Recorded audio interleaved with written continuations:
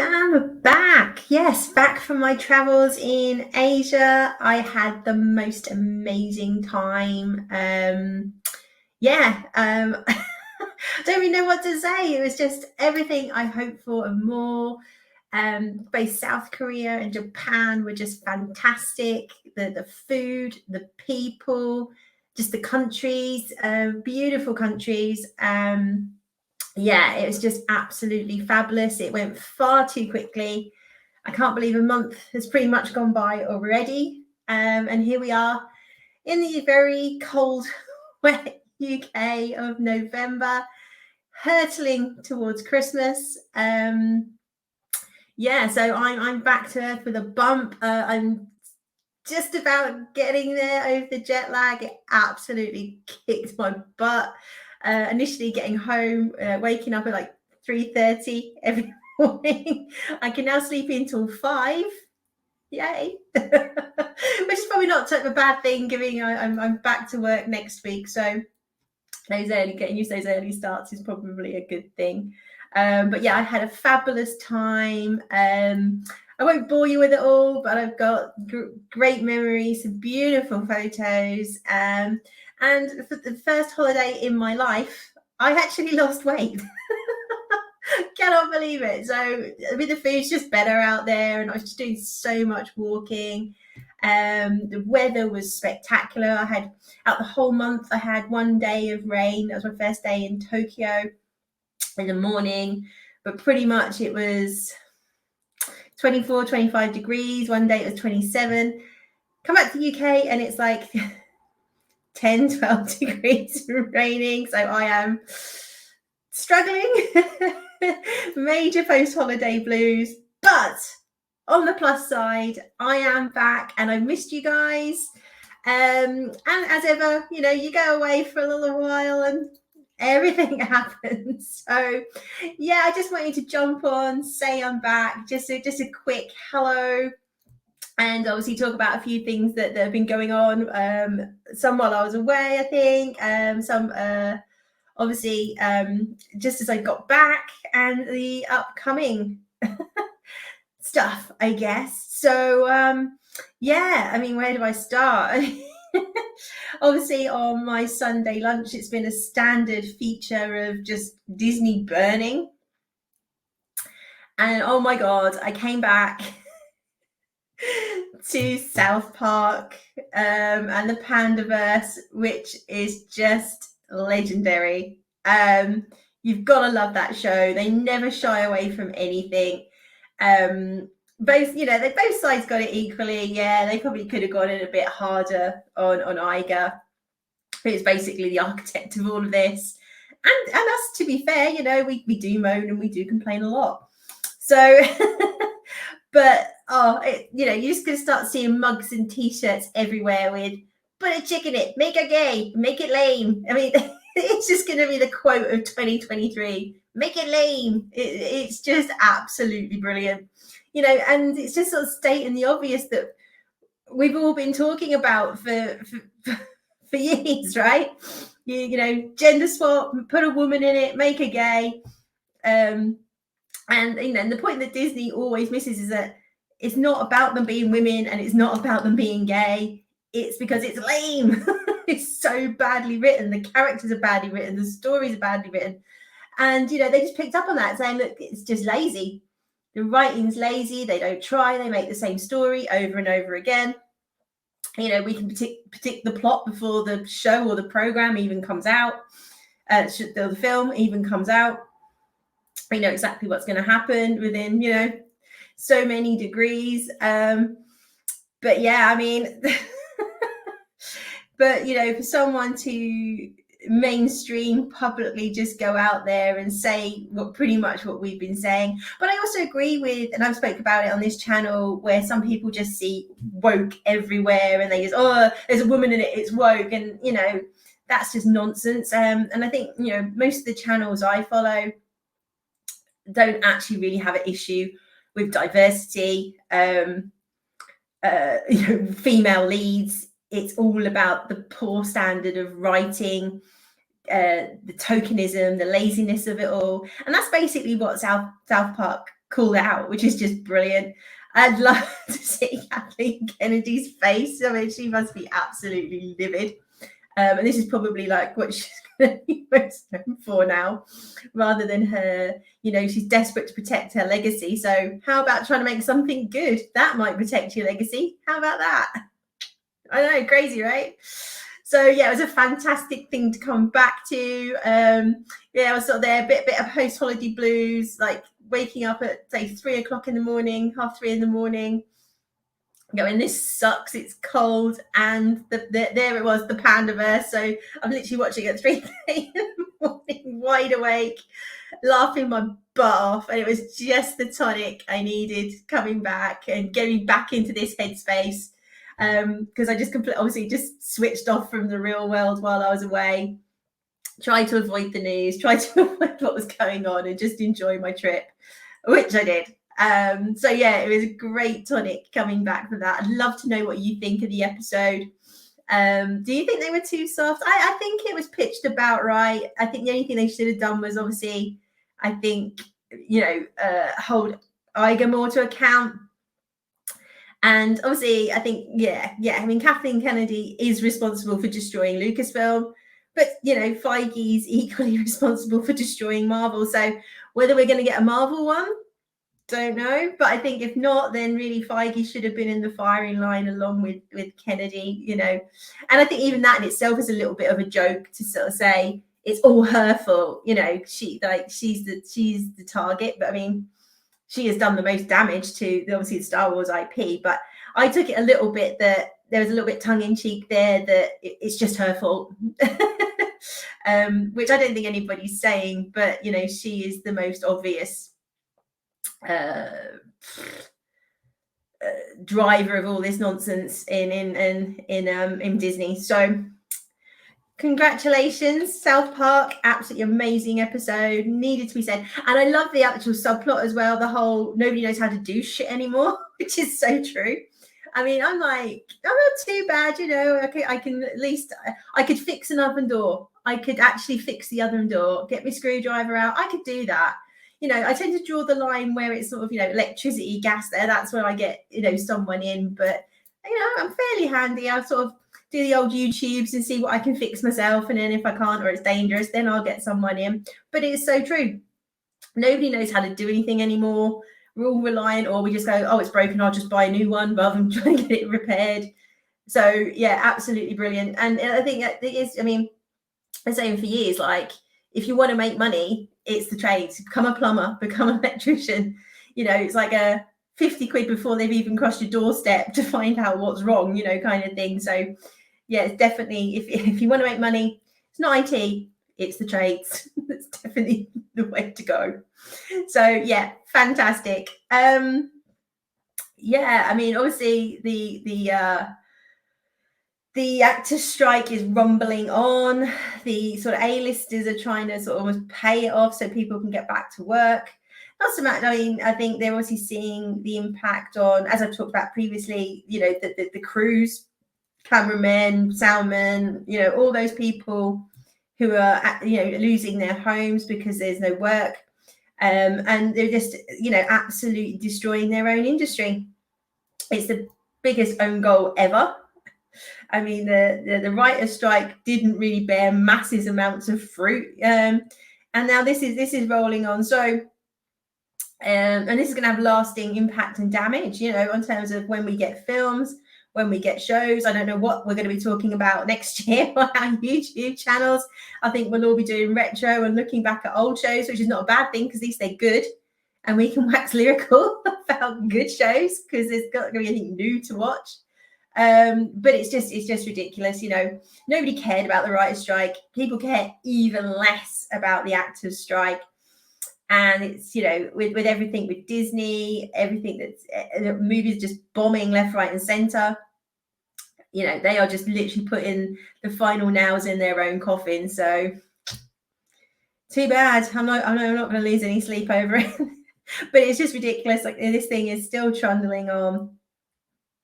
It's gone on so long now. The studio's basically saying, look, we're not going to film anything this year. It's coming up to Thanksgiving, Christmas. We're in no hurry to settle. So again, shot themselves in the foot. over greed, basically. So, you know, who knows? I think you're just going to see more cancellations of shows, things that have been greenlit that can be swept on the carpet, which is not a bad thing, especially after we saw the, you know, the monstrosity of Ahsoka, which was awful. Still got to suffer the Acolyte. Dear Lord. And of course, we have the Marvels coming out next week. I will not be spending money to go to the cinema to review it. I'm sorry. You can go to other channels for that. I am not going to waste an hour and a half of my life going to watch that film. No. And there's people who are probably much better at reviewing than I am, who will give you the lowdown, and it will like go see. I'm sure Critical Drinker is going to have to suffer through it. Go check out his review. But I will be commenting on what other people are saying and what the press is saying, but I have no intentions of going to see it myself. So yeah. Yeah, so obviously I've not had much opportunity to really watch a lot. One thing I did watch while I was away was Bodies on Netflix, which British cast, sort of time travel. You've got a character who appears in 2053. He's almost like a sort of dictator, or, you know, of new UK, because there was a terrorist event in 2023, and it allowed him the opportunity to kind of take over and create this sort of very socialist kind of totalitarian state. But it's all about, you know you are loved, and it's all sort of cloaked in, you know, as long as you think what we think and you follow the rules kind of society.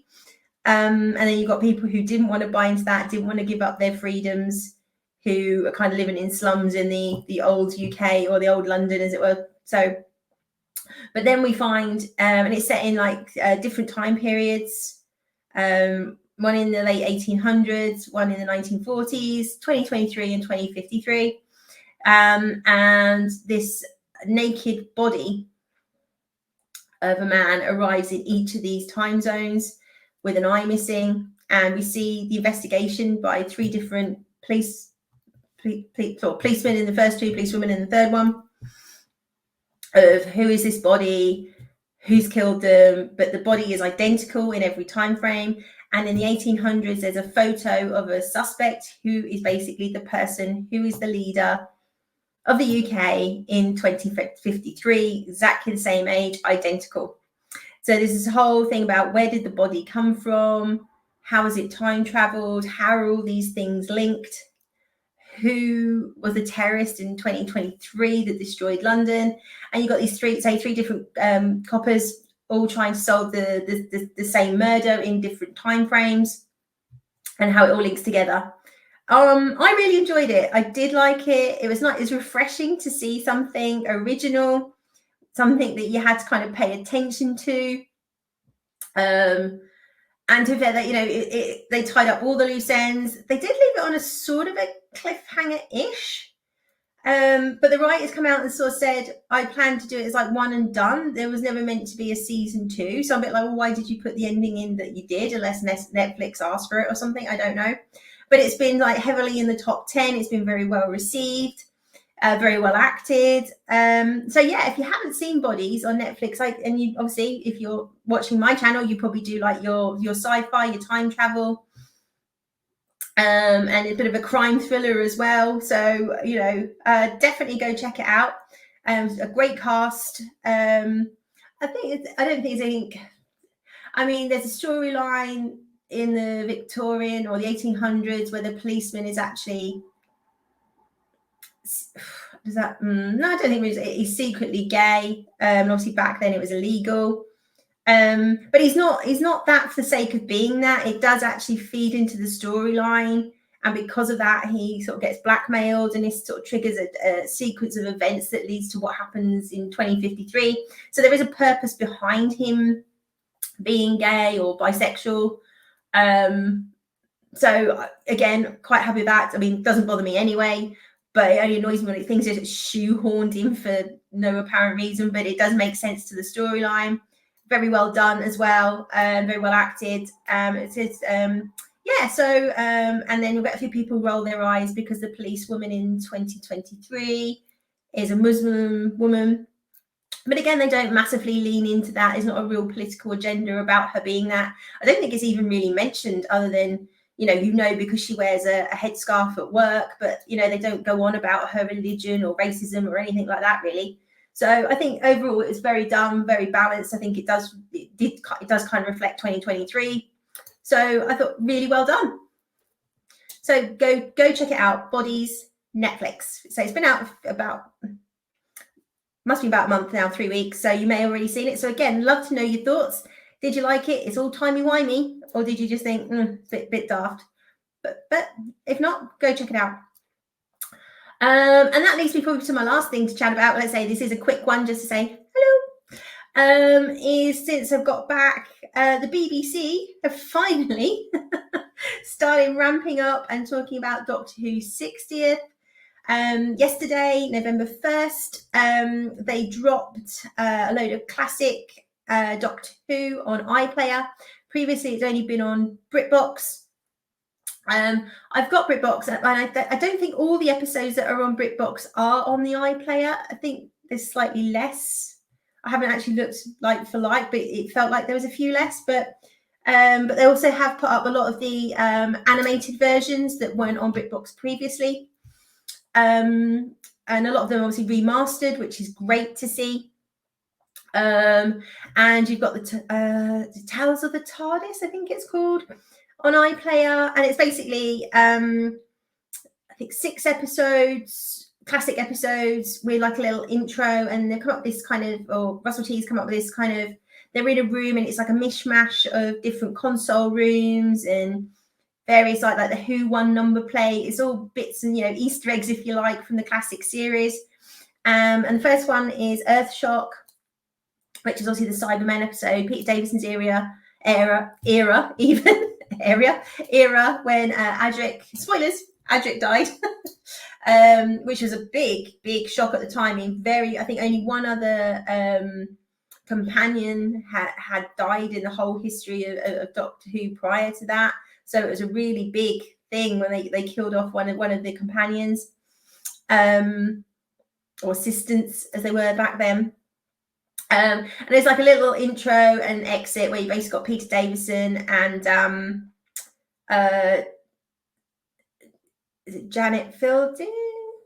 Who plays I've still got jet lag brain, I do apologize. Who played Tegan, sort of having an intro and discussion and meeting up, and they're basically saying that the TARDIS needs memories, or and so we need to tell its stories, and it's basically them kind of saying they're going to tell the story of how Adric died, but then obviously we go into the episode. And at the end, there's an exit. So I'm now on the second one, which is the Mind Robbers, and you basically got Fraser Hines, Jamie, and brain's gone. The companion at the time, Zoe, doing the same thing, and they're talking about the Mind Robbers, and we've gone into the episode. And there's one with Sylvester McCoy and an Ace, and there's Colin Baker and Perry. I can't remember what some of the other ones are. Grant with Clyde, which I think is doing the 3 Doctors. But I guess, unfortunately, obviously, a lot of people from that era have now passed away. So it'll be interesting to see why Clyde's there. Those who don't know Clyde, he was a character in the Sarah Jane Adventures, who worked with Sarah Jane, obviously. But it's good to see sort of Clyde back. I mean, obviously, he's all grown up now. So, I mean, it's kind of sweet. It's nice little sort of tags. And I think what I'm really enjoying seeing, though, is that obviously, and this is definitely Russell T's influence, I think, to see a bit of reverence and respect to the classic era, all through Jodie's tenure. The BBC have been very, they're embarrassed by it. It's all white straight males, and we need to get rid of the male gaze, and basically crapped all over everything that had come before it. And we know how that ended. So it's actually quite nice to see a bit of respect. There's also a documentary with David Tennant, just sort of recapping the classic era, talking about the doctors, who played the doctors. There's some archive footage and various interviews from each of the actors that played the doctors up till Sylvester McCoy's era. And he's just, obviously, David Tennant's a massive Doctor Who fan. He always was, obviously, before he even got the role. And he's always quite giddy when he talks about it. So it's quite good fun to watch. I watched that last night. So it's quite interesting. I think the thing is, a lot of the big documentaries were all done for the 50th. There was and in 2003 they'd done a big documentary, and thankfully, there was a few more people who have obviously lost since then, including like Elizabeth Sladen. So there's some interviews from the previous ones where they've done on different anniversaries, but it's still worth a watch. There's some behind the scenes footage from Tom Baker's regeneration into Peter Davison. And Peter Davison, I've talked about on the channel, was very much my doctor. I remember the very tail end of Tom Baker, but Peter Davison was absolutely my doctor. So to see stuff like that, it's just great. And seeing Peter Davison back, I really like his Big Finish stories as well. They're very good. Well, before Big Finish kind of went off a cliff, but his early ones are really good. So yeah, it's great to see. Hopefully we're going to get some more stuff coming out in the lead up. Obviously they've announced the release dates. I think it was like the first one's on the 25th of November, and then weekly after that into December, and then we should have the Christmas special, which we're hoping will be back to Christmas Day, fingers crossed. I think depending on the ratings of the special, that will decide whether it's on Christmas Day or not, which obviously will be a shooty episode potentially. So it's good to see a bit of excitement around Doctor Who. It's good to see a bit of respect around Doctor Who, which has really, really been lacking. I think just before I left, the sort of latest trailer came out, and I did talk about it on one of my Sunday lunches. And it looks, I don't know how to say it. I'm like touching wood. It looks good. I have so much crossed that this is good. As you know, if you know my channel, I'm a big fan of Russell T Davies. Outside of Doctor Who writing as well, I like a lot of his stuff. Again, it's not everybody's cup of tea. Obviously, he is a gay man. His stories lean very heavily into that, which is fine. I mean, It's a Sin is just one of the best bits of drama I have seen in a long time. Laugh and cried in equal measures. But it does what it says on the tin. If you're going to watch a Russell T Davies drama outside of Doctor Who, you kind of know what you're going to get, and it's not everybody's cup of tea. It's not everybody's politics, but even still, they're always well acted and they're always bloody well written, even if you don't necessarily agree with the content. So I think in terms of Doctor Who, it's going to be well written. It's definitely going to be well acted. It's the story, and if they're going to lean into any politics, I think is the big question that everybody has. He never really did in his original tenure. I mean, yes, there was stuff in there like the Ood, obviously, about slavery and bits and bobs like that. And there was Captain Jack, who we all loved, but Captain Jack was just Captain Jack, and he just was Captain Jack and had the flavors and the taste that he had and wasn't questioned. That's just how he was. And I think as long as things are still in that vein, it's just people just are who they are, and it's not dwelled upon or preached about or shoved in our faces in any way, shape or form, and they're just there and they're acting and they're telling the story, I will be more than happy. And that's all I want from any of my entertainment. I don't really care color, sexual orientation, as long as they're telling me a great story and I'm invested in that character. Winning. So not long to find out now. There's a few weeks until we finally see the first special. I'm apprehensive and excited in equal measures. But it's great. I would say I'm already watching stuff on iPlayer. It's reminding me how good Doctor Who used to be, washing out that bad taste. There's not really been anything focusing on Jodie or, oh, look at us, we had the first female doctor. They seem to be shying away from that, which is good. Kind of actually focusing on the legacy. I mean, it's the 60th anniversary. You should be focusing on the legacy of how we got to where we got to. Yeah, so hopefully if it stays in this vein over the next few weeks and they continue to be, showing Doctor Who in a positive light, and not slagging off the fans, we could end up in a good place, but we shall see. One interesting thing I heard today was actually on Disney Plus, because it's going to be shown on Disney Plus outside of the UK. Shooty's series is going to be screened as season 1, whereas for us, I mean, it's season, I don't know, 15, 14, 15, 15, yeah. So whether it will be season 1 on BBC iPlayer, I would have thought not, because that will be confusing for UK viewers. But I guess the rationale behind that is they're trying to get, again, new viewers, or and Disney Plus won't have the back catalogue because that's on another channel, I believe. So if somebody saw something starting at season 14, 15, would they watch it? Maybe not. They're like, well, I haven't seen the other 14 series. Why would I watch that? So I can kind of get that rationale a bit. But it'd be interesting to see how they do it in the UK, where they put it as season 1 or they put it at whatever season we're at. Because I think it will rub people up the wrong way a little bit. Well, they're either trying to do a completely clean slate and this is a reboot and we're back to season 1. But then in terms of New Who, that's a bit confusing. But it is very much drawing a line saying that Jodie thing is behind us. But I'm surprised the BBC would allow that. I don't know. It's the answer. I'm just speculating. I hope it's not season 1 on BBC. But hey, if it is, and that's the worst thing that happens, I can live with that. But yeah, just interesting that they're going to have it as season 1 on Disney Plus outside of the UK. Whether that means a harder reboot than we thought, or say it's just not to add confusion or to encourage people to watch it outside of the UK, say without thinking they've got to go watch 14 other seasons or something to know what's going on. Don't know. But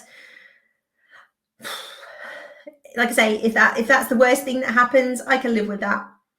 So I think that's about it. That's kind of just off the top of my head what I've managed to catch up on over the last few days since I've been back.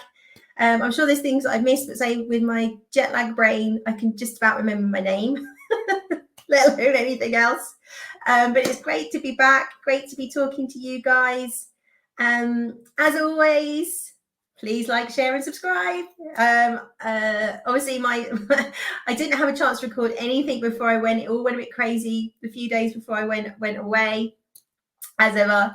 So obviously there's been nothing on the channel for a month, so I haven't looked what that's done to my subscribers and things like that. I should probably look. So any help that you give, any interactions, please leave a comment, even if it's just to say hello. That all helps. And I'm really looking forward to getting back into the rhythm of all this. Hopefully there will be a Sunday lunch. I'm not sure too much what I'm going to talk about because I haven't really had time to watch anything. And I've talked about pretty much what I was to talk about, but I'll try and jump on, even if it's a quick one, just to say hello. And if you've left me any comments, I'll answer those as well. So, and then hopefully I'll be catching up with the Facebook gang soon, and we'll be getting back into, we'll definitely be talking about Doctor Who 60th. So watch out, I'll be popping up there occasionally, I'm sure.